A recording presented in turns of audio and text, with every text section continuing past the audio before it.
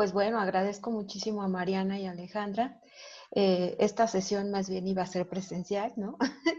Y bueno, con toda esta contingencia sanitaria, pues estamos ahora eh, dando pie a este trabajo a la distancia, pues obviamente con todos los nervios que esto implica, ¿no? De que todo salga bien y que además podamos llegar a tanta gente. A muchas de las personas que están conectadas las conozco y pues me alegra mucho saber que siguen interesadas o que están interesadas en este trabajo. Eh, pues sí, en efecto, lo que vamos a trabajar el día de hoy es el tema de la interculturalidad, ¿no? En el marco de pues las relaciones de género particularmente, pero desde el trabajo que he venido haciendo pues en los últimos 15 años, ¿no? 16 años, desde que inicié los estudios de maestría en 2003, es que yo he venido trabajando con comunidades indígenas en la Ciudad de México. Y bueno, pues conforme ha pasado el tiempo he ido complejizando, ¿no? Los intereses que tengo acerca de la experiencia y la vida y las formas de organización que tienen pues las comunidades indígenas de origen indígena en la Ciudad de México. Y bueno, pues voy a trabajar la parte de la interculturalidad, que es digamos, una perspectiva que está rondando, ¿no? Desde hace algunas décadas como una crítica, ¿no? A la universalidad de la sociedad moderna, ¿no? Entonces, y no solamente una crítica, sino una alternativa, ¿no? A todos los supuestos contradictorios que tiene la sociedad moderna, en la que pues tenemos que ubicarnos, ¿no? En el tiempo y en el espacio. Preparé un PowerPoint, un cinito, pues para que las cosas, pues como una guía para mí, pero también para que las personas vayan leyendo algunos puntos que son importantes y les ayude también a mantenerse concentradas y concentrados en la sesión. Eh, y bueno, pues voy a presentar, la sesión tiene dos partes, una parte mucho más teórica, ¿no? De revisión histórica y pues teórica del término de interculturalidad. Y la segunda parte es ya una presentación breve, ¿no? Y muy sintética del trabajo que venimos haciendo en un proyecto centrado en la experiencia de las jóvenes indígenas en el espacio público de la Ciudad de México, ¿no? Particularmente. Entonces, voy a compartir la pantalla.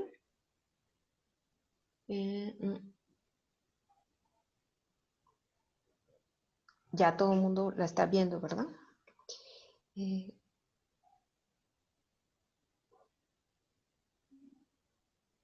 bueno, pues a mí antes me gustaría como ubicarnos en el tiempo y en el espacio, ¿no? Estamos hoy en día pensando que la sociedad actual es una sociedad no solo posmoderna, sino hoy se habla de una sociedad transmoderna, ¿no? Parecería que estamos en el inicio o a principios de una sociedad que ha dejado atrás las contradicciones de lo que se denominó como sociedad moderna, ¿no? La sociedad moderna pues tiene su origen en Europa a finales del siglo XVII, pero se consolida, ¿no? Esta sociedad moderna, ¿no? De la que tanto hablamos, de la que nos sentimos herederas y herederos en este momento de la segunda mitad del siglo XXI.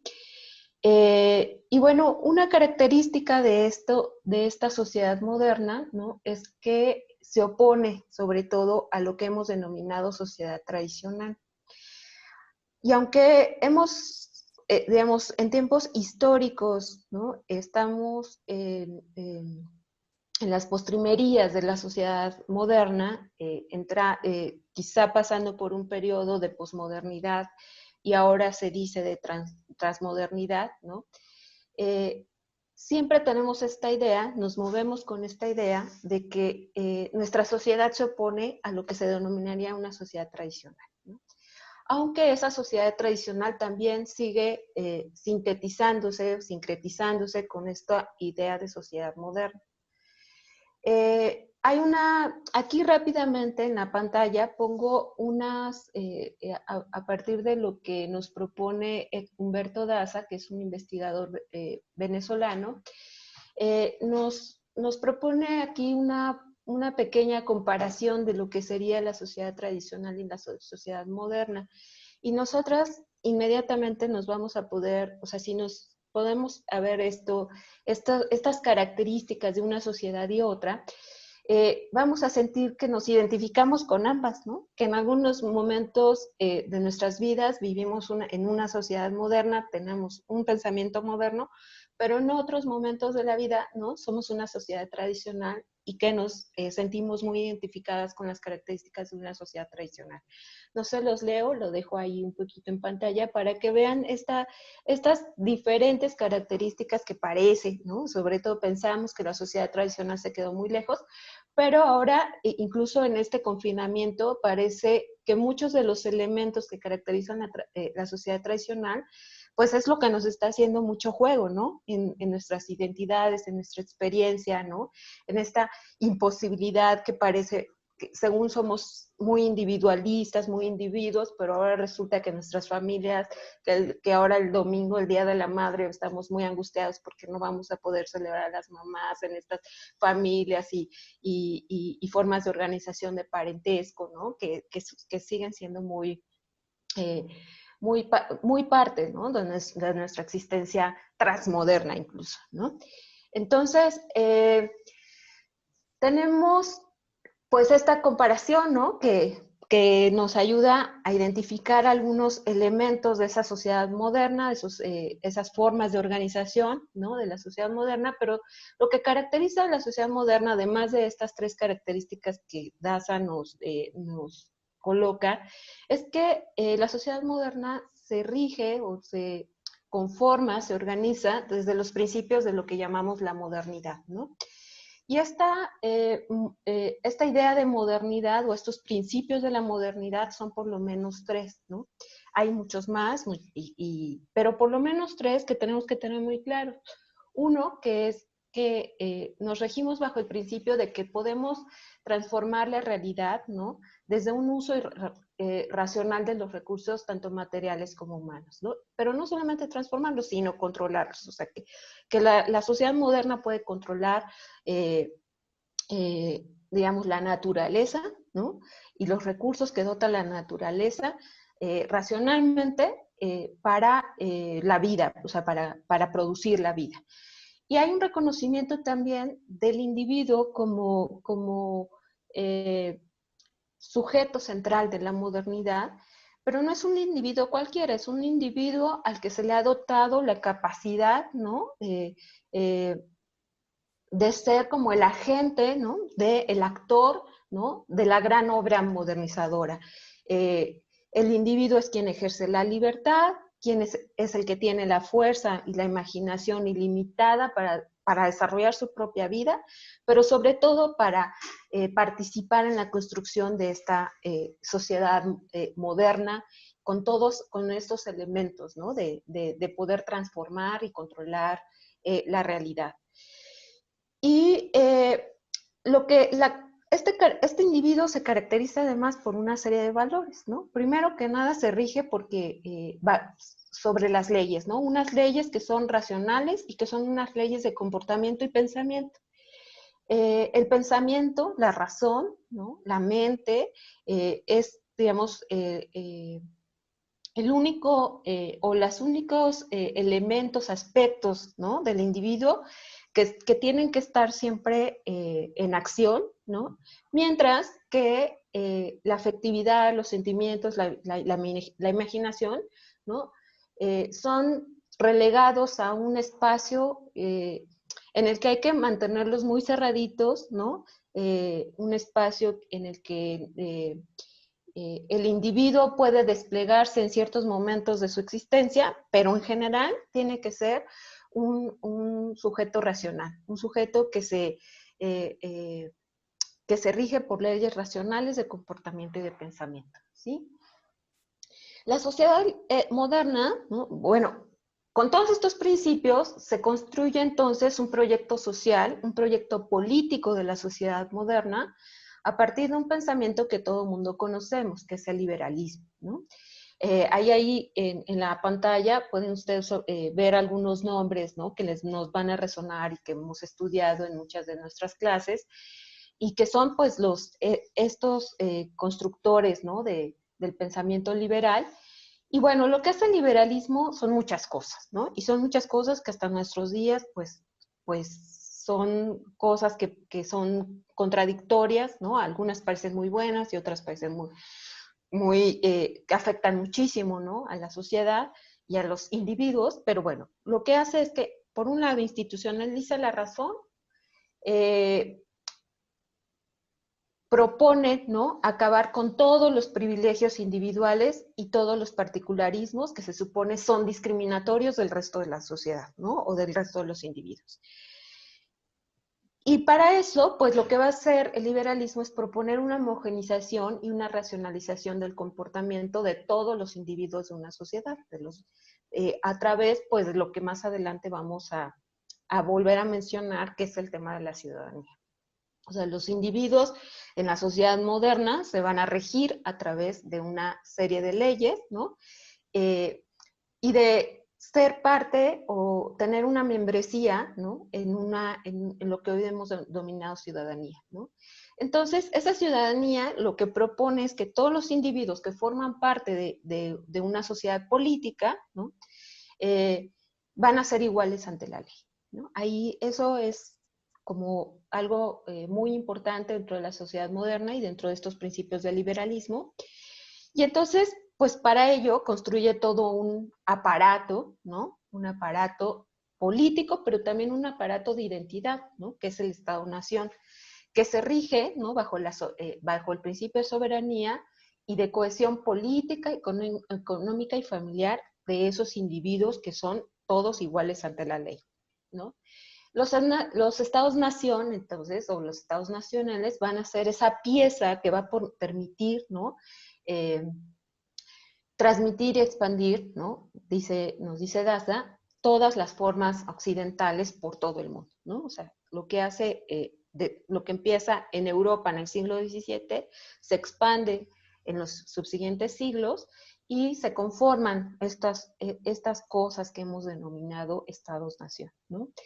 Estos estados nacionales se van a regir además por una serie o sea, van a tener pues un objetivo en la vida, ¿no? Además de cohesionar, además de imaginar una comunidad política, además de construir las reglas de comportamiento de quienes integran esa comunidad política, para lograr un objetivo, ¿no? Que va a ser el progreso, el desarrollo, la modernización de todas las sociedades en el mundo, de todas las sociedades humanas, porque esta idea, digamos, esta forma de organización social, política, económica, va a considerarse como la punta, ¿no? del progreso, como el objetivo a llegar por todas las sociedades conocidas en el mundo, ¿no? Entonces, ese va a ser el destino común de todos los estados-nación, tener el progreso, tener desarrollo, bajo esta lógica de modernización.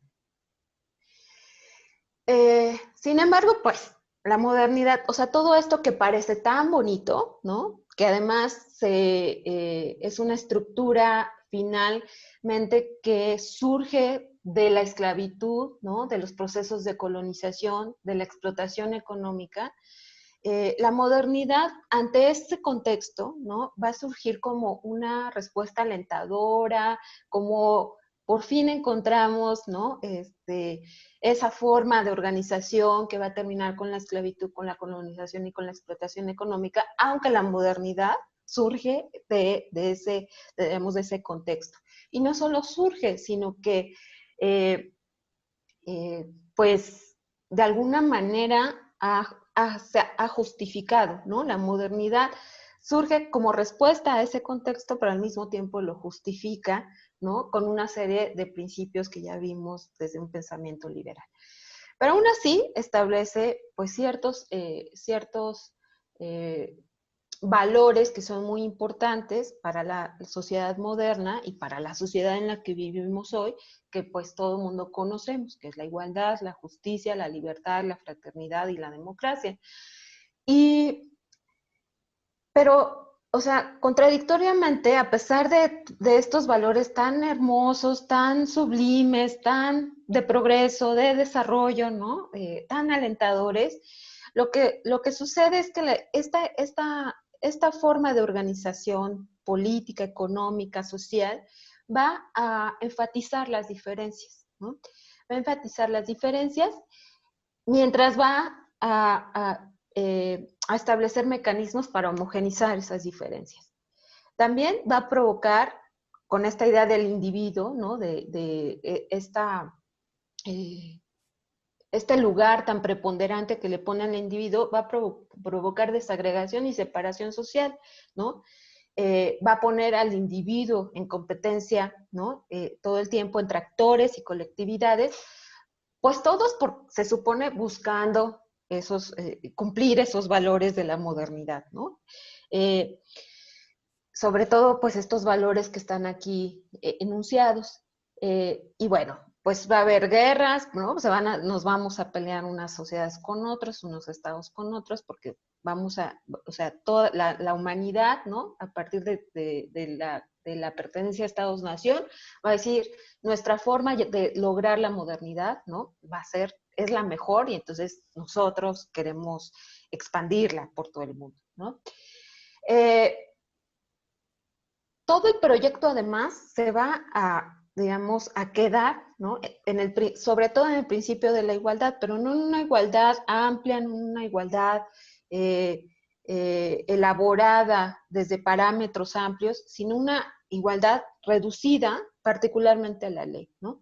Se va a edificar, ¿no? La igualdad ante la ley, pero además en condiciones de desigualdad política, económica y social que vamos a arrastrar en la historia, ¿no? Y que vamos a terminar arrastrando hasta nuestros días, ¿no? Y la justicia, la libertad, la fraternidad, la democracia, pues van a quedar en un segundo plano, que ahí se van a quedar, ¿no? Medio se hacen cosas, ¿no? Muy superficiales, muy abstractas, ¿no? Que no terminan por, eh, por darle pie también y engarzar además a la igualdad todos estos valores. Y finalmente, pues con esto va a decir, bueno, ya, no más, o sea, no podemos más, entonces hacer más, pero sí vamos a proponer la ciudadanía como principal forma de participación que van a tener los individuos, ¿no? Que van a formar parte de esa comunidad política y de esos estados-nación. Pero el tema de la ciudadanía es que todo el tiempo, ¿no? Va a proponer o va a imponer, ¿no? Ciertos requisitos para ser parte de esa ciudadanía, de esa comunidad política, en la cual, pues la mayoría de personas no van a poder ser parte o tener esa membresía, ¿no? Porque no van a poder cumplir de una u otra forma los requisitos. Aunque los requisitos han ido cambiando con el pasar del tiempo y a lo largo y en distintas sociedades, lo cierto es que siempre, pues la construcción de ciudadanía implica exclusión, ¿no? Y esto, pues ahorita vamos a ver un poco por qué. Al final, con todo esto que estoy platicando de manera muy rápida, ¿no? Muy sintética, ¿no? Eh, es que finalmente, a partir de esta idea de ciudadanía y de todos estos elementos que he ido y aspectos que he ido comentando, va a aparecer, pues, lo que conocemos como la identidad moderna, ¿no? Esa identidad moderna que va a intentar construir la unidad, ¿no? Extrayendo rasgos específicos, ¿no? Que son estos requisitos, ¿no? De los que hablábamos hace un momento, eh, que pertenecen a comunidades particulares, ¿no? Se extraen y se abstraen estos rasgos comunes de particulares y de concretos para con base en ellos empezar, ¿no? La edificación de esta identidad moderna. Y obviamente, pues esto va a resultar, ¿no? En un montón de gente, de rasgos descartados que caracterizan individuos y a colectividades, ¿no? Sobre todo, se van a descartar aquellos elementos o aquellos rasgos vinculados con el cuerpo, con los sentimientos y con las pasiones, ¿no? O sea, son rasgos que además van a ir elaborando filosóficamente, antropológicamente y muy etnocentristamente, ¿no? Y se va, digamos, a construir una dicotomía, digamos, una relación binaria entre dos elementos dicotómicos que va a ser lo mismo y lo otro, ¿no? Lo mismo va a tener los rasgos particulares concretos de ciertos grupos y lo otro va a tener esos rasgos descartados, ¿no? De, eh, de esa identidad moderna, ¿no?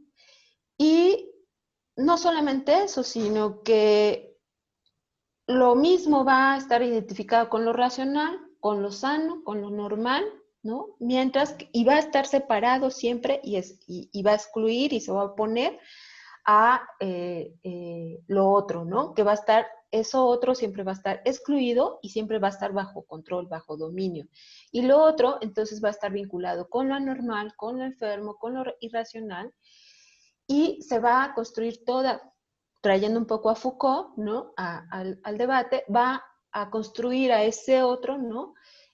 A partir de un disciplinamiento del cuerpo y de todo el cuerpo social en general. O sea, ahí hace, de alguna manera, la identidad moderna se funda en la escisión, ¿no? De los individuos, de cada individuo, pero en la escisión de unos individuos con otros, ¿no? Con esto, pues se va a establecer todo un pensamiento filosófico de organización social, de organización política, que va a ser binario y que va a ser dicotómico. Vamos a tener entonces en la sociedad moderna una organización del mundo sobre la base de un conjunto de opuestos valorados, o sea, no solo es que son opuestos, o sea, no es que exista lo mismo y lo otro, sino que van a estar valorados jerárquicamente, ¿no? Lo mismo va a ser valorado, va a ser el punto a llegada, mientras lo otro va a ser lo anormal, lo enfermo y a lo que nadie quiere parecerse, ¿no? Con lo que nadie quiere identificarse.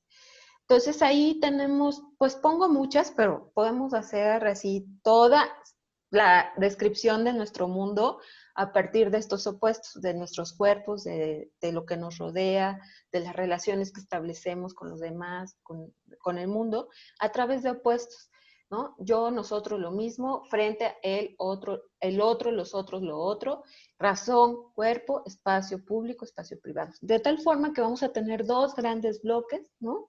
En donde vamos a encajonar todo lo que nos suceda, todo lo que nos pase, ¿no? Pero no solamente lo vamos a encajonar, sino que la parte, digamos, de lo que ustedes ven a su derecha de la pantalla, va a estar siempre vinculado, o sea, va a estar siempre vinculado con un mundo un tanto oscuro, ¿no? Un tanto oscuro del que no debemos hablar, del que no nos debemos de referir, el que nos estorba, nos afecta, etc. Entonces aquí, al final, lo que vamos a tener es que la modernidad va a establecer, además, el lado, todo lo que está del lado izquierdo de la pantalla, pues no lo podemos poner al revés o como sea, pero de un bloque de la pantalla que estaría en este caso del lado izquierdo a ustedes, todo eso va a constituir finalmente la identidad moderna. Pero esa identidad moderna se va a convertir en el universal, en lo que se supone caracteriza, ¿no? A lo que es humano y por tanto, pues a quienes son humanos, ¿no? Y entonces establece un universal que va a tener una función normalizadora de un abstracto que en realidad nunca ha sido abstracto porque vas eligiendo de todas estas características, estos rasgos que caracterizan a un grupo particular, ¿no? Vamos a tener, pues en realidad, una práctica de universal concreta, ¿no? Que va a definir los elementos colocados en este costado izquierdo, mientras que los otros van a ocupar el lugar fuera del todo, ¿no? O sea, este universal con esta función normalizadora va a estar y a definir lo que está dentro del todo, pero también lo que está fuera del todo, ¿no? Aquí retomo una idea de Iris Marion Young, de un libro que yo tengo en edición del 2000 que se llama La justicia y la política de la diferencia, que, bueno, Iris Marion Young es una feminista, ¿no? Y nos va a explicar muy bien cómo finalmente lo que ella va a denominar de esta función normalizadora de lo universal, y de la identidad moderna universal, va a llamarla como el razonamiento moral imparcial, ¿no? Ella va a decir que todo esto se va a basar sobre, se supone, un razonamiento moral imparcial, ¿no? Que en realidad es una lógica exclusionista, ¿no? De la identidad moderna, ¿no? Entonces va a tener un punto de vista abstracto, se supone que se va a manifestar como un punto de vista abstracto, universal, imparcial, neutral, pero desde el cual se va a evaluar todo lo que está, lo que sí está dentro del todo, y va también a normalizar lo que está fuera del todo, ¿no? O a normalizar. Pero no solamente eso, sino que esta racionalidad imparcial y neutral solo se va a identificar con determinado espacio. Y en la sociedad moderna pudo haber elegido el espacio privado, pero no, eligió el espacio público, ¿no? Y ahí es donde se va a edificar la ciudadanía, ahí es donde se va a edificar la razón, las leyes, el pensamiento, quién entra y quién no entra, y quién tiene y quién no tiene membresía en la ciudadanía, etc. Mientras que los sentimientos, pasiones, el cuidado corporal, el físico, se va a identificar con otro espacio, ¿no? Dicotomizado en este binarismo, en esta oposición excluyente, ¿no? Con el espacio privado. Ahí pues nos vamos dando unas ideas, ¿no? De cómo se va conformando concretamente la sociedad. Y van a existir grupos humanos que van a ser identificados, ¿no? Dentro de estos ámbitos personales, ¿no? Vinculados con los sentimientos, con las pasiones, ¿no? Entre ellos, pues las mujeres, los ancianos, los niños, los discapacitados, los homosexuales, los ciudadanos de razas afro e indígenas, ¿no? Bueno, aquí lo pongo como ciudadanos, pero en realidad no se consideran ciudadanos, ¿no? Porque están vinculados con este espacio privado, con este espacio del cuerpo, ¿no? De las emociones, de los sentimientos, de la diferencia, de una diferencia que no interesa a la sociedad moderna. Entonces, la igualdad en realidad, ¿no? Se va a reducir al espacio público, ¿no? A la legalidad, a una ley para todas y todos, según imparcial, y donde sí va a ser posible que subsista la diversidad social, pero siempre y cuando esa diversidad social, ¿no? Se mantenga en el ámbito de lo privado, ¿no? Entonces, el reconocimiento de la diferencia, ¿no? A su vez, implica a su vez, por eso nos explica que cuando empezamos a pensar en la diversidad, empezamos a pensar en la diferencia, en todos esos elementos que no se consideran dentro de la racionalidad imparcial, es necesario pensar, ¿no? En esta distinción y separación entre espacio público y espacio privado, ¿no? Va a ser súper importante, pues cuando pensemos en la diferencia, estar pensando en que tenemos que hacer un análisis, ¿no? Muy profundo de cómo está conformado el espacio público y el espacio privado, ¿sí?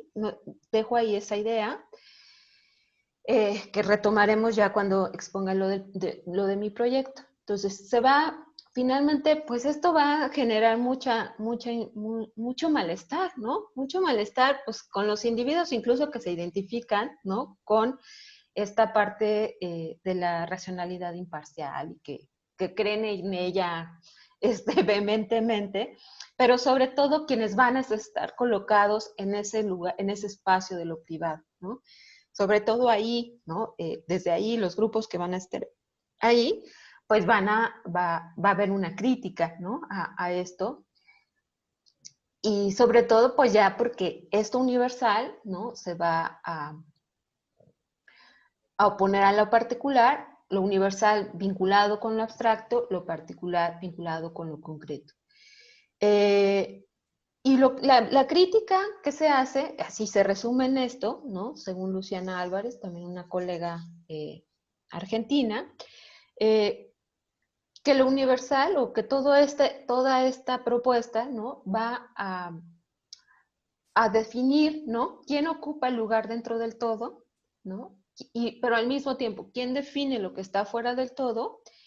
Y de este modo, lo universal en realidad es un modelo de relación eh, infinitamente de inclusión y exclusión. O sea, no hay manera, ¿no?, de pensar en lo universal, porque lo universal siempre nos va a llevar a establecer mecanismos de inclusión y exclusión dentro del todo y lo que está fuera del todo.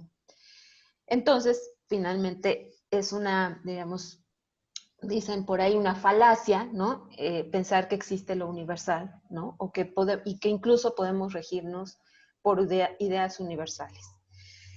No voy a ahondar ya más en eso, digamos, es que es como en un contexto muy amplio en términos históricos y en términos filosóficos y teóricos de cómo funciona la sociedad moderna y pues cómo funciona de esta manera que parece en principio muy alentadora, pero que al final se convierte en una respuesta que exacerba la desigualdad social y exacerba la desigualdad de los diferentes, ¿no? Y ante ello, pues se van a construir a finales del siglo pasado, mediados y finales del siglo pasado y hasta nuestros días, distintas alternativas a la universalidad, ¿no? Están pues la propia el multiculturalismo, la pluriculturalidad y la interculturalidad, que es como el punto al que quiero llegar.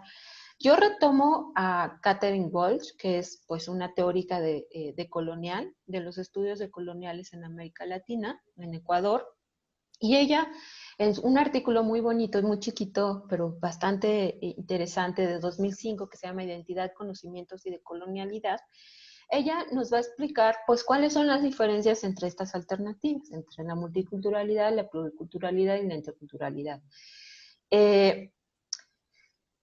Pues todo mundo, cuando se aparecen todas estas contradicciones, bueno, no todo el mundo, sino el propio pensamiento liberal y digamos, quienes son herederos de ese pensamiento liberal, dice, bueno, pues no, lo único que podemos hacer con esto, pues es reajustar ese pensamiento, pero los principios del pensamiento liberal van a seguir intactos, pero lo que aparece la multiculturalidad como un término descriptivo, ¿no? Descriptivo de que, bueno, no, la sociedad moderna no es una sociedad monolítica, no es una sociedad unicultural, sino más bien es multicultural, ¿no? Entonces eso pues describe algo que sí, que todo mundo podemos salir a la calle y ver lo diversa que es nuestra sociedad en el lugar donde estemos, en el estado-nación donde estemos. De nuevo, pues finalmente es un término que va a surgir pues en los países occidentales o en los países de tradición occidental. Y lo que va a hacer es pues hacer referencia a que existen múltiples culturas, ¿no?, dentro de cada sociedad, pero que no es necesario que tengan relación unas con otras. O sea, están ahí y qué bueno que están ahí, qué divertido que están ahí, ¿no? Pero pues lo mejor es como que ni tratar de relacionarnos, ¿no? Más bien, pues acudir, ¿no?, a los principios liberales y a la identidad moderna, pues para conciliar nuestras diferencias, ¿no?, culturales.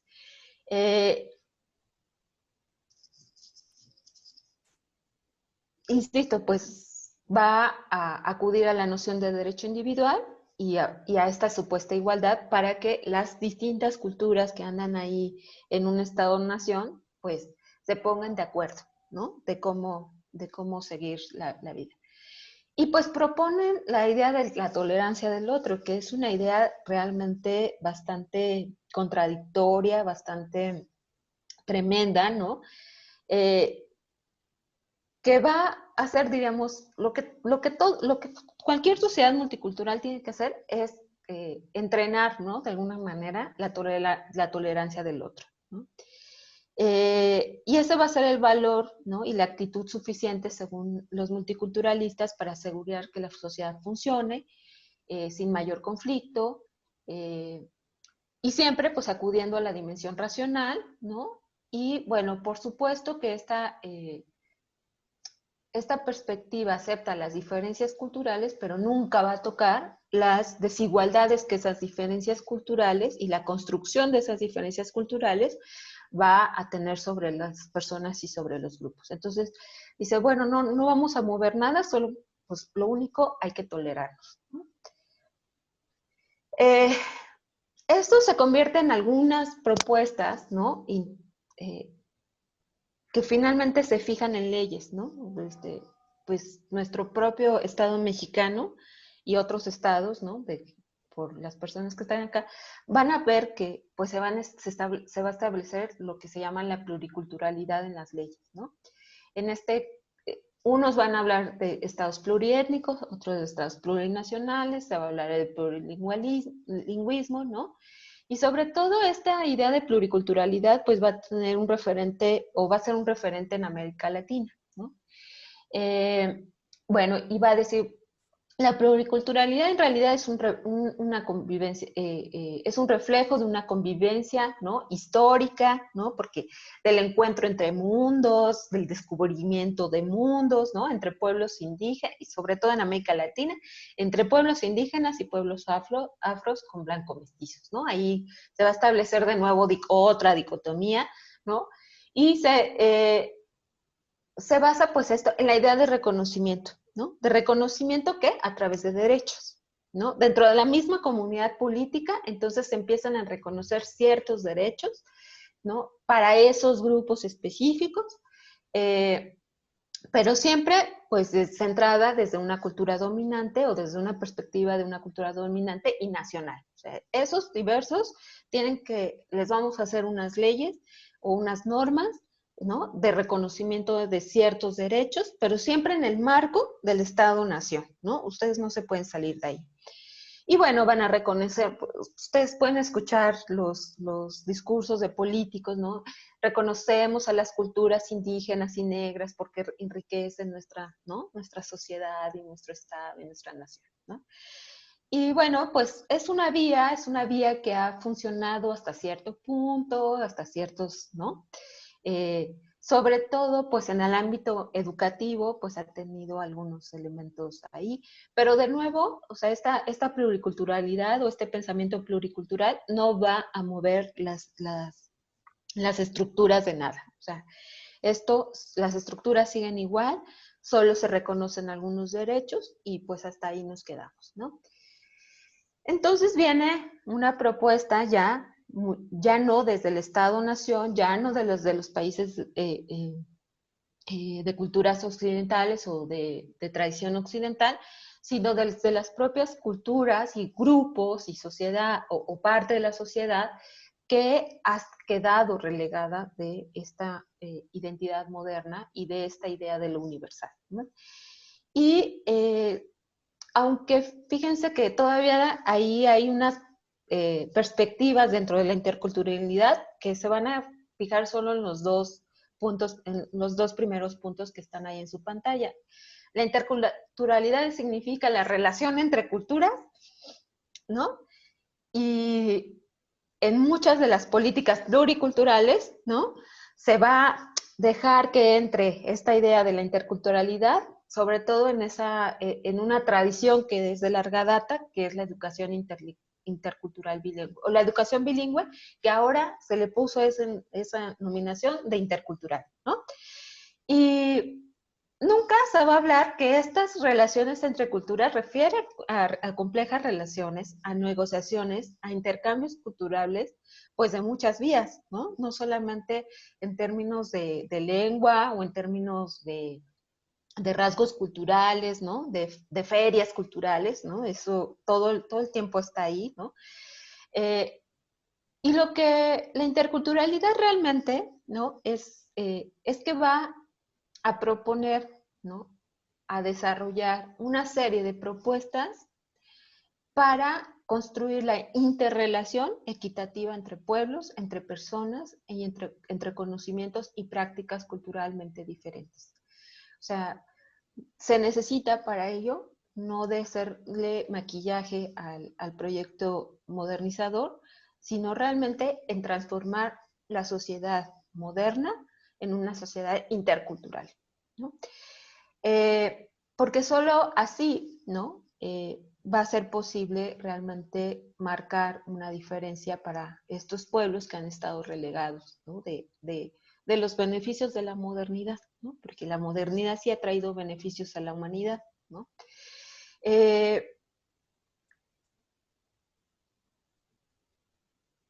Toda la perspectiva intercultural, ¿no? Va a buscar siempre una interacción y va a partir de la idea de conflicto, no de la idea de que todos somos iguales, ¿no? Y que entre todo mundo nos llevamos muy bien, ¿no? Sino que hay un conflicto inherente como parte de una construcción histórica de la sociedad, donde ni la esclavitud, ni el colonialismo, ni la extracción de recursos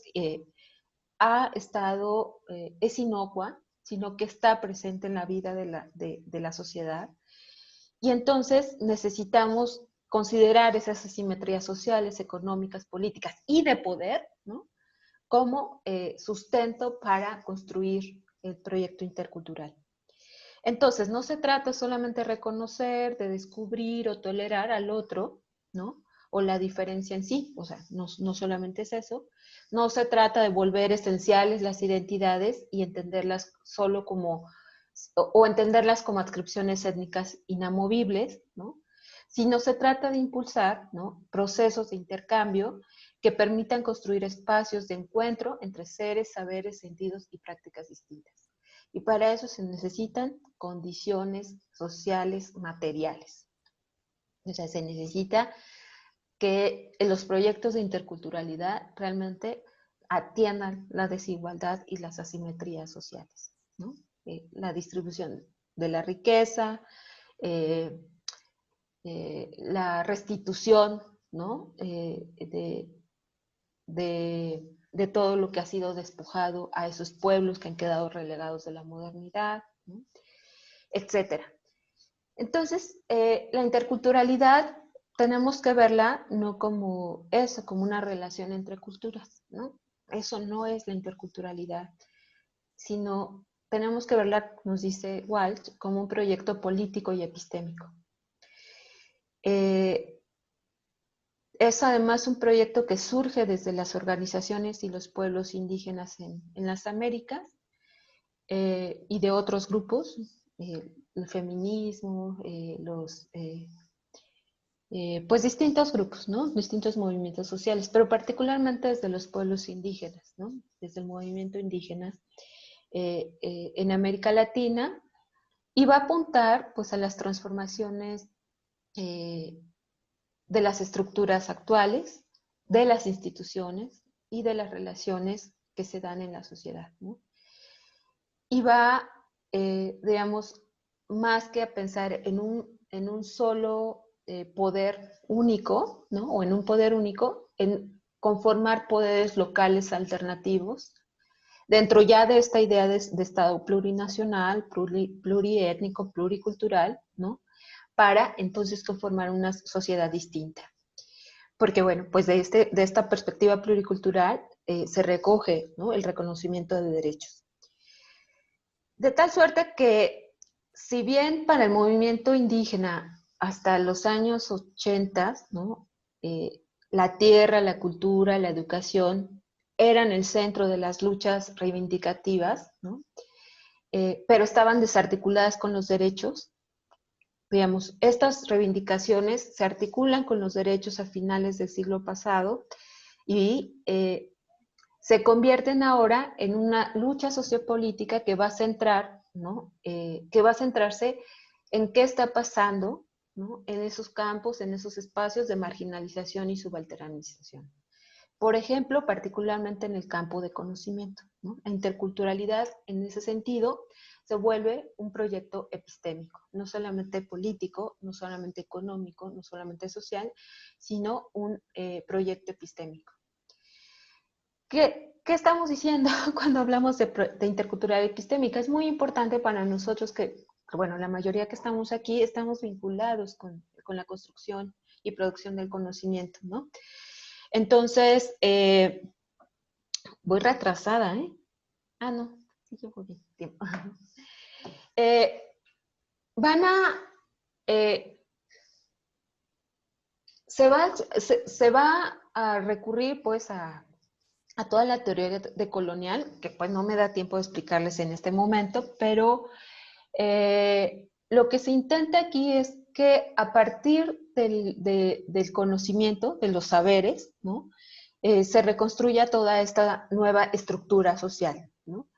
Entonces, la idea en los espacios epistémicos, en los espacios de construcción y producción del conocimiento, es transformar los diseños coloniales, ¿no?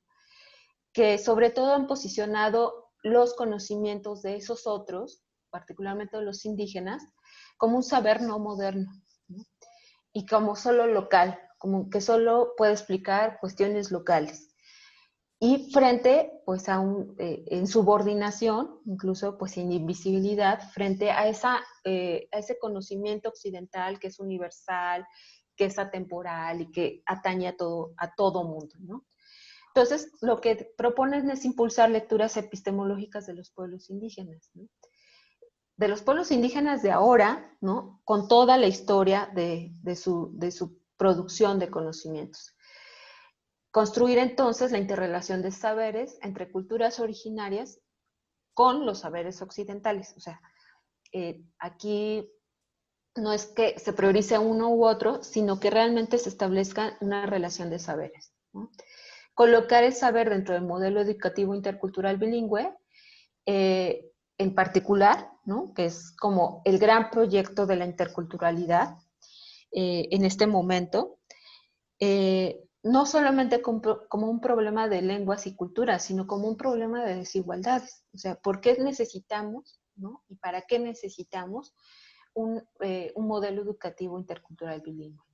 Propone entonces nuevas formas de construir el conocimiento, potenciar saberes locales y sobre todo, pues, finalmente, eh, una nueva revolución del conocimiento científico. Es lo que está, o del conocimiento, o sea, desde principios filosóficos que incorpore, no integre, incorpore, o sea, que realmente forme parte de la estructura, ¿no? de la construcción de conocimiento, los conocimientos indígenas. De tal suerte que entonces podemos decir que la interculturalidad no está dada, ¿no? No está ahí porque ya hay muchas culturas que viven en un solo Estado-nación, sino que se construye y que se construye sobre la marcha, ¿no? Porque pues las culturas no son estáticas, no son esenciales, son dinámicas, se mueven en el tiempo, se van constituyendo, dinamizando, transformando, cambiando todo el tiempo. Entonces, se construye sobre la marcha de proyectos políticos, étnicos, pedagógicos y epistémicos, donde se van a volver esenciales los conocimientos colectivos, los análisis colectivos y las acciones colectivas. Entonces estamos pensando en una nueva sociedad, ¿no? Que ya no va a ser la sociedad moderna, porque los principios de la sociedad moderna no nos sirven, al contrario, ¿no? Han construido y enfatizado la diferencia, pero sobre todo han devenido esas diferencias en desigualdades. Con eso en mente, ¿no? Es que pues yo me he dado la tarea de ir tratando de construir formas alternativas de conocimiento, ¿no? La Ciudad de México constituye pues un espacio, ¿no? Que ha sido muy propicio para trabajar eh, con indígenas, ¿no? En espacios urbanos, ¿no? Se ha trabajado sobre todo desde la idea de cómo se integran los indígenas. O sea, la gran pregunta del siglo XX, ¿no? De los estudiosos del siglo XX sobre indígenas en las ciudades, ¿cómo se integran los indígenas a la ciudad? ¿Pierden o no pierden la identidad indígena? ¿Se asimilan o no se asimilan a la, ¿no? Y en el siglo XXI, estas preguntas de conocimiento han cambiado. O sea, ya, primero porque, a ver, la ciudad nunca ha sido ajena en la organización indígena. Ahorita voy a ahondar en eso, pero sobre todo, pues que no, que los indígenas o los grupos indígenas y las personas que forman parte de esos grupos, en todas sus diferencias que también tienen estos grupos, es parte de la ciudad, de la historia de la ciudad, ¿no? Incluso, pues han construido la ciudad, ¿no? La infraestructura de la ciudad. Entonces, pues ya no podemos seguir pensando, ¿no? En eso. Y más bien la pregunta, o por lo menos mi pregunta, es cómo los pueblos indígenas han construido ciudad y, y han dotado a la ciudad, ¿no?, de formas de organización, ¿no?, que hemos pensado que siempre han sido parte de la ciudad, y sobre todo esta ciudad moderna, pero que en realidad son formas de organización, ¿no?, que permanecen porque los pueblos indígenas antes de la construcción de la ciudad moderna, ¿no?, estuvieron presentes, y porque ahora en la ciudad moderna, posmoderna o transmoderna, como quieran decirle, eh, o sea, están en la ciudad y construyen ciudad, ¿no? Entonces veamos, una vuelta en las preguntas, y pues ya no es como, ay, como si, sino cómo han sido los procesos de incorporación de los pueblos indígenas en la ciudad y a la ciudad, ¿no? De tal suerte que hoy podemos hablar de los indígenas de la ciudad, ¿no? No solamente en la ciudad o que migran a la ciudad, sino los indígenas, las y los indígenas de la ciudad.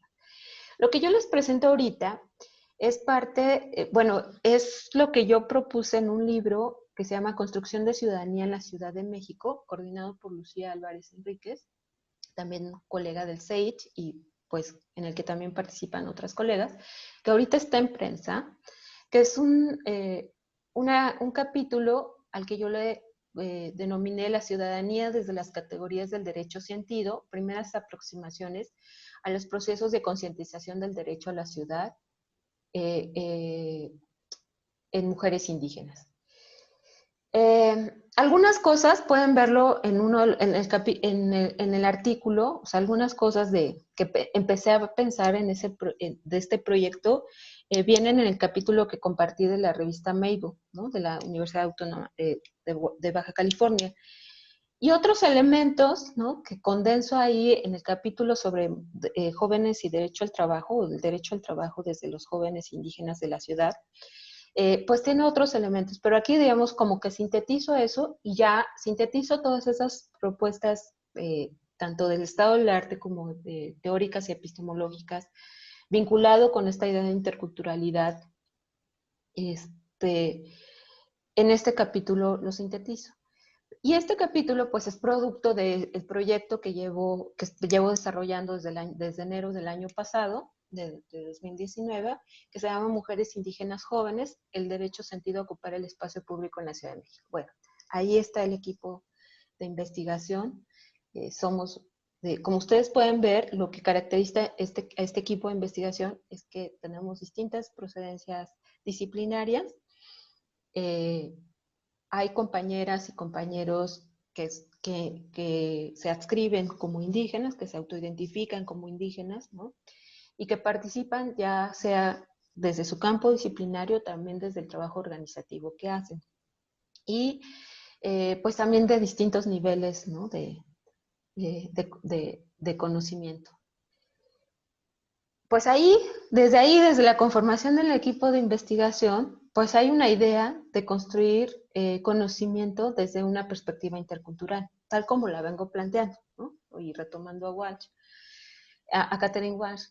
Y con eso, pues, con esa perspectiva interdisciplinaria, ¿no?, y no solo interdisciplinaria, sino de reconocimiento de conocimientos varios, no conocimientos otros, de conocimientos varios, diferentes, ¿no?, es que yo vuelvo a abordar la ciudad ahora en este proyecto, aunque he abordado la ciudad en distintos momentos de mi trayectoria académica en relación con pueblos indígenas. Pues la mirada está ahorita desde esta perspectiva intercultural. Entonces, vamos a considerar la ciudad como un nodo de relaciones humanas en la sociedad moderna, ¿no? Con todo esto que ya expliqué que trae, ¿no?, la sociedad moderna. Es un espacio, sin embargo, que se le ha negado a los pueblos indígenas. Totalmente, o sea, rotunda y totalmente. En ese sentido, la ciudad, en tanto derecho a la ciudad, es un derecho que se les ha despojado, no a los pueblos indígenas. Y este despojo ocurre por lo menos en 5 momentos de la historia, ¿no?, que se han ido amarrando, pues hasta que podamos construir este despojo. Primero porque y esto lo podemos verificar con datos arqueológicos e etnohistóricos, ¿no? Primero se destruyeron los centros urbanos de los pueblos conquistados. Luego, sobre esa destrucción se impone un modelo de ciudad y de vida urbana colonial al que solo esos pueblos tuvieron acceso desde una condición servil y utilitaria, ¿no? Luego se les va a confinar, digamos, ya una vez terminada la colonización con el Estado independiente, se les va a confinar a los espacios rurales, sobre todo a principios del siglo XX, en los procesos de campesinización e industrialización ocurridos en ese periodo, ¿no? O sea, ahora los indígenas se les va a mandar al espacio rural. Y ahí tienen que permanecer y hay que, o sea, esta idea de que los indígenas tienen una vida completamente rural es una idea del siglo XX, ¿no? No es una idea, es una idea del siglo XX. Y luego, pues ya avanzados los años, ¿no?, va a marginarse, se va a marginar a estas poblaciones, se les va a excluir y en todo caso se les va a segregar en la construcción de las ciudades industriales, ¿no? Y después, pues también en esta idea de las ciudades globales.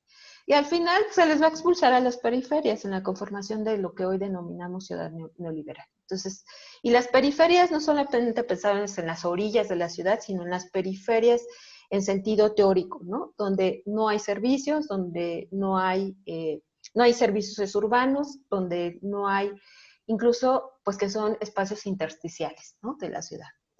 Entonces, así ha ocurrido el despojo. Entonces, ¿cuál es mi punto de partida en este proceso investigativo? ¿No? Que hay una gradual y sistemática negación de la ciudad a los pueblos indígenas y que por lo tanto la ajenidad, pues, porque es una, digamos, yo ya con los estudios que he hecho, he considerado que una característica que tienen las comunidades y pueblos indígenas en la ciudad es que viven desde la ajenidad, ¿no? La ciudad.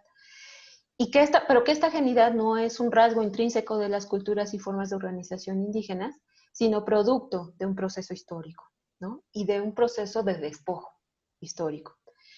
Entonces, vamos a tener que los habitantes en general y las personas, incluso de las instituciones públicas, van a pensar que estos grupos étnicos indígenas no son originarios de la ciudad porque siempre son gente de campo y migrantes transitorios. No reproducen su cultura en la urbe e incluso esa cultura es incompatible con las condiciones de vida urbana. Y como nos dice el informe de la CDH del DF en 2007, no pueden ser miembros plenos de la ciudad y por tanto no son ciudadanos, a menos que renuncien a sus prácticas culturales, asimilándose al estilo de vida metropolitano, y dicho en otras palabras, se les va a discriminar y segregar sistemáticamente en la ciudad por su origen y pertenencia étnica. Entonces, pues decimos, bueno, hablamos todo el mundo del derecho a la ciudad, nos encanta hablar de eso, ¿no? Las modernas y los modernos de la ciudad moderna, hablamos del derecho a la ciudad, lo hemos construido, ¿no? Ha sido, digamos, incluso, pues, una propuesta de esas alentadoras que les gusta la modernidad, ¿no? Y el derecho a la ciudad, básicamente, siguiendo a Lefebvre y a Harvey, es rescatar a las personas como protagonistas de la ciudad y constructoras de la misma. O sea, recordemos que estos autores van a responder a la ciudad funcionalista, ¿no? Y van a retomar, ¿no? No la ciudad como recipiente y como una serie de funciones, ¿no? Con una serie de funciones, sino una ciudad, a un lugar donde quien es protagonista son las personas, y esas son las personas que construyen la ciudad como escenario del encuentro para la construcción de la vida colectiva, en contraposición con la idea de la ciudad como constructora de la individualidad y la atomización. Suena súper bonito, ¿no? Suena bien alentador, pero en realidad pues sabemos qué pasa con este derecho a la ciudad, ¿no? O con esta construcción de la ciudad. Entonces la ciudad se vuelve un producto espacial, cultural y político, ¿no? Entonces me pregunto yo si la ciudad es un producto espacial, cultural y político, es cómo los pueblos indígenas han participado de esta producción espacial, cultural y política, ¿no? No cómo se integran, no cómo se asimilan, ¿no? Sino cómo se incorporan en esta producción de la ciudad, no solamente desde una posición servil y utilitaria, sino como ciudadanos. Esa es como la gran pregunta. Ahora, es importante siempre decir cuando uno habla de pueblos indígenas, pues desde qué definición está partiendo, porque todo el mundo puede asumir, o yo puedo asumir que todo el mundo entiende qué es lo indígena, ¿no? Y a lo mejor todo el mundo que entiende qué es lo indígena lo asocia con todo esto que venimos hablando, atraso, ubicados en lo rural, ¿no? Vinculados con la sociedad tradicional, pero no con la sociedad moderna, ¿no? Y para evitar eso, ¿no? Yo siempre traigo la definición, ¿no? Que hace el convenio 169 de la Organización Internacional del Trabajo, de la OIT, que pues parte de que es una categoría política, panétnica, ¿no? Que se utiliza para denominar a etnias, naciones o pueblos que son descendientes de alguna manera y que conservan sus instituciones sociales, económicas, culturales y políticas, o una parte de ellas, pese a que pasó la conquista, a que pasó la colonización y a que ha pasado todos estos procesos de los que estábamos hablando, ¿no? En términos históricos. Entonces, estas poblaciones todavía habitan y defienden y tienen territorios y construyen territorios y producen espacio en el propio continente americano, pero en otros continentes y regiones del mundo. En el caso de México, ¿no? Del territorio mexicano, del Estado-Nación mexicano, del Estado-Nación mexicano, se reconocen 68 etnias indígenas con base en la lengua propia que hablan, ¿no? Y bueno, aún así, aunque hablan estas lenguas, cada una de estas 68 lenguas se diferencian entre sí y con respecto al resto de la población por distintos rasgos. Algunos ahí están mencionados en la pantalla. Pero aquí lo importante es, retomando la idea de categoría política, esta categoría lo que ha hecho que estas personas con estos rasgos, con estas características, ¿no? En esta relación histórica con los distintos poderes que se han construido en lo que hemos denominado la sociedad moderna, han tenido siempre una relación de subordinación. Y esto hace que tengan una historia de desigualdad económica, social y política digamos, en el contexto de este Estado-nación moderno. Entonces, pues implica pues, un rezago sistemático en todas las áreas que denominamos como áreas de desarrollo humano, ¿sí? Eso pues coloca no solamente en una posición política, sino en una posición económica y también en una posición cultural subordinada, ¿no? En este estado. Bueno, otro elemento pues que empecé a retomar pues fue el concepto de ciudadanía, ¿no? ¿Qué pasa con la ciudadanía? Y bueno, es un concepto que es multidimensional, que hay distintas perspectivas. La que se defiende por el Estado-Nación es la perspectiva liberal, que ya un poco la mencionamos antes. Pero bueno, en perspectivas contemporáneas, la ciudadanía tiene mucho más elementos de los que ha denominado el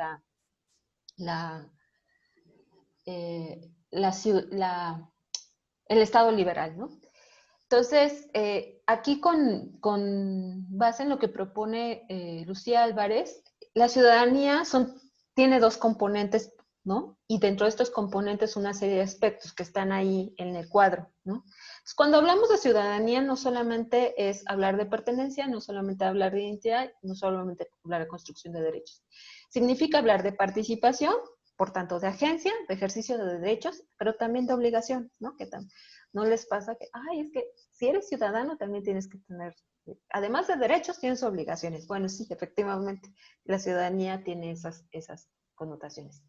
El sujeto de investigación es las jóvenes indígenas. ¿Por qué las jóvenes indígenas? Porque consideramos que están en la base de la estructura urbana, en razón del género, la edad, la etnia, y en muchos casos también de la clase social. Y porque consideramos que la experiencia de las mujeres indígenas jóvenes y de cualquier otro grupo siempre es una bisagra o una ventana que nos permite adentrarnos, en este caso, a observar las contradicciones, las tensiones y contradicciones que hay entre las comunidades indígenas de y en la ciudad, y porque también necesitamos conocer a las y los jóvenes, porque son un grupo mayoritario y ahora protagonista de la organización social en los pueblos indígenas. Esto es lo que me interesa mucho plantear porque es una categoría muy bonita, que es la del derecho sentido, que yo retomo de Teresa del Valle, que la hemos utilizado para otras investigaciones. Pero bueno, yo aquí la retomo porque me permite abordar la ciudadanía desde una perspectiva antropológica, ¿no? Como un proceso dinámico en continua construcción, desde la identidad, la conciencia, el cuerpo y las emociones. ¿Qué implica el derecho sentido? Implica el derecho conocido o prescrito, ese reconocimiento de derechos y que están en normas, en leyes, en el derecho, pues, en el derecho como norma, en las condiciones, pero también implica considerar las condiciones estructurales que se tienen, ¿no? Y que el Estado, nación, dota para ejercer los derechos, ¿no? Porque pues las leyes pueden estar muy bonitos, pero si no,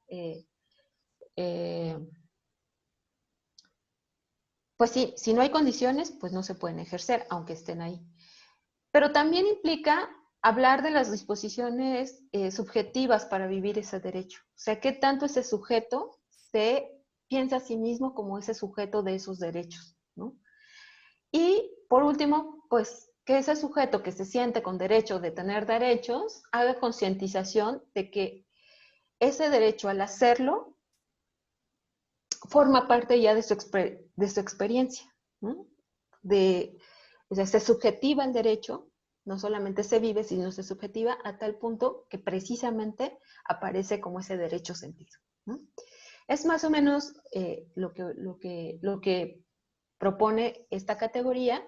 Y para estudiar el derecho sentido, ¿no? Tenemos que pensar en la identidad de lo que una persona considera como propio, un conocimiento más o menos preciso de los derechos, abordar las conciencias de ciudadanía y cómo esa ciudadanía se expresa en prácticas concretas y las posibilidades de reclamar lo que se precisa. Eso que nos pasa a muchos es cuando nos sentimos en discriminación, ¿no? Y no podemos ejercer un derecho y que decimos, pero este derecho es mío, entonces yo preciso que poder ejercerlo. Yo he elegido, no lo voy a explicar aquí, ¿no? Que la ruta para poder llegar a todo eso es ubicarse en la experiencia vivida de las mujeres indígenas jóvenes en la ciudad. ¿A través de cómo? De sus discursos sobre la ciudad, su relación con la ciudad, sus prácticas que tienen en la ciudad y las vivencias que van teniendo en el día a día, ¿no? En la cotidianidad de la ciudad. Entonces, eso es su trabajo. Bueno, cuando nosotros trabajamos en la Ciudad de México con población indígena, nos vamos a encontrar no solamente con una diversidad en términos étnicos, ¿no? Sino una diversidad también de experiencias de la ciudad. Vamos a tener a los grupos originarios, ¿no? Que no son como tal los pueblos originarios, pero sí los grupos nahuas asentados en el sur de la ciudad, específicamente en Xochimilco y Milpalta, que son grupos nahuas que están ahí desde antes de la colonización o que se fueron estableciendo ahí en determinadas áreas por los procesos de colonización. Los residentes, que son los grupos que se asumen como que son parte de la ciudad y que tienen la voluntad de residir en ella y sobre todo de reproducir sus formas comunitarias. Entonces, y pues esta categoría que todos estos los ponemos en la categoría de migrantes, ¿no? Pero no todos son migrantes, ¿no? Los migrantes sí son personas cuyo nacimiento o primeros años de vida no fueron en la ciudad, pero que han considerado como lugar de arribo para trabajar y estudiar la ciudad, ¿no? Y bueno, hay distintas formas de asentamiento, hay comunidades congregadas, asentamientos dispersos, e incluso Severin Durin, que no lo retomo aquí, habla de asentamientos aislados, ¿no? Pero eso es otra. Entonces, las mujeres indígenas jóvenes están presentes, o sea, nos preguntamos si están presentes, si se hacen visibles activamente, si participan en la vida de la ciudad, pues cómo lo hacen. ¿Qué hacen concretamente para ocupar y apropiarse de la ciudad? Y cómo desde su síntesis identitaria, o sea, como jóvenes, mujeres, eh, trabajadoras, estudiantes, residentes, originarias, migrantes, etcétera, van conformando y ubicándose en la estructura social, ¿no?, de la ciudad, y cómo a partir de eso van haciendo, viven o hacen consciente la ciudadanía, ¿no? Ese es como un poco el objetivo.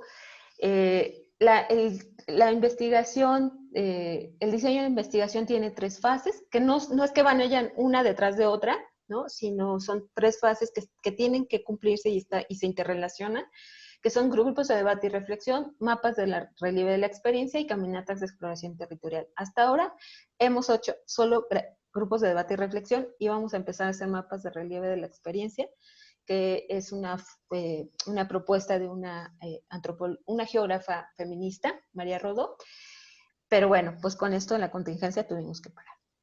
Entonces, finalmente lo que proponemos es un proceso investigativo, ¿no?, participativo. ¿Por qué? Porque las jóvenes son las expertas de su condición social e histórica, porque el proceso mismo, ¿no?, de investigativo contribuye a construir ciudadanía, y porque hay factibilidad de que esas compañeras que empiezan como participantes de la investigación para conocer su experiencia se vuelven sujeto cognoscente en la experiencia investigativa.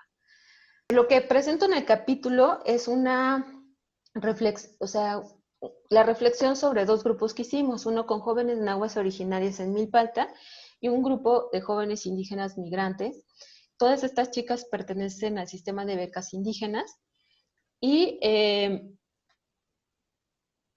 pues ahí están un poco las características de estas chavas.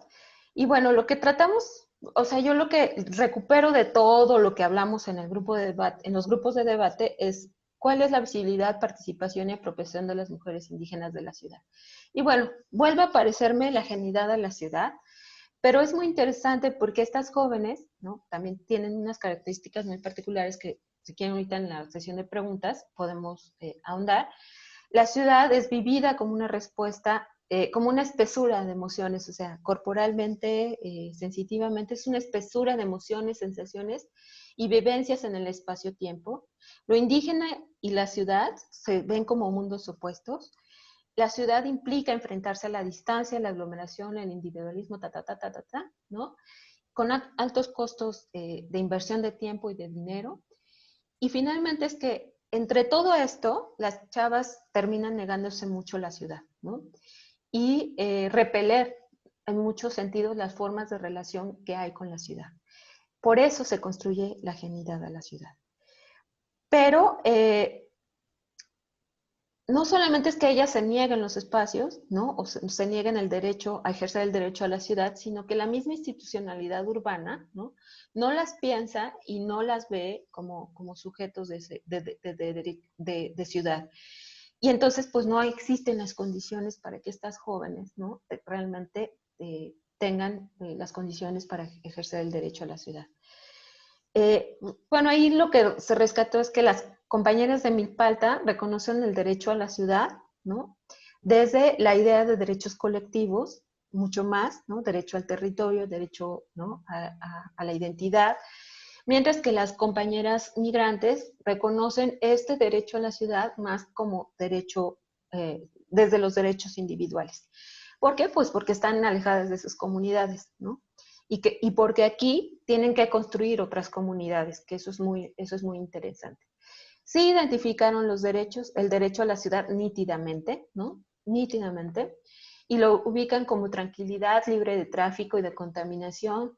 Ubican los feminicidios como un obstáculo, ¿no?, para el ejercicio de los derechos de las mujeres en general, pero también de ellas, ¿no?, particularmente como mujeres indígenas.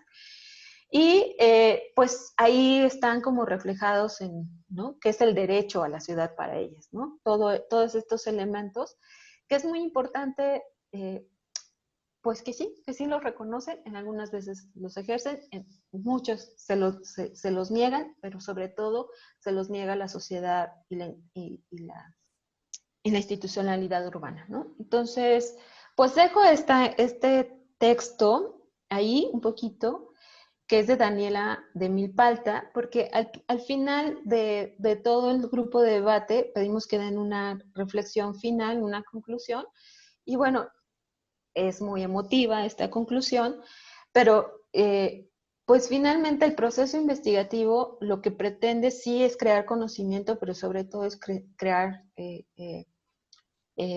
conciencia de ciudadanía para las jóvenes indígenas en esta ciudad monstruo, como la ciudad capital. Y bueno, en ese sentido, pues la investigación cumple con el cometido, ¿no? De construir conocimiento desde la interculturalidad, pues porque, incluso porque quienes integramos el equipo de investigación nos damos cuenta de que tenemos un desconocimiento sobre los discursos y prácticas espaciales, los saberes, ¿no? Que tienen las personas indígenas en la ciudad.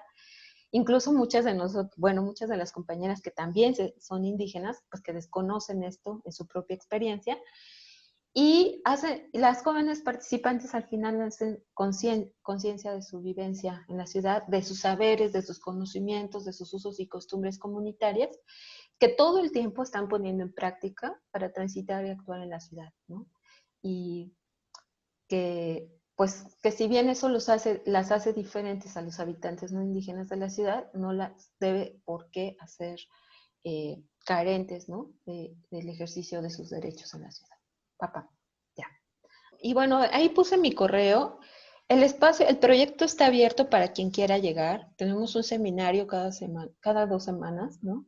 Donde revisamos textos teóricos, pero también el proceso mismo de la investigación.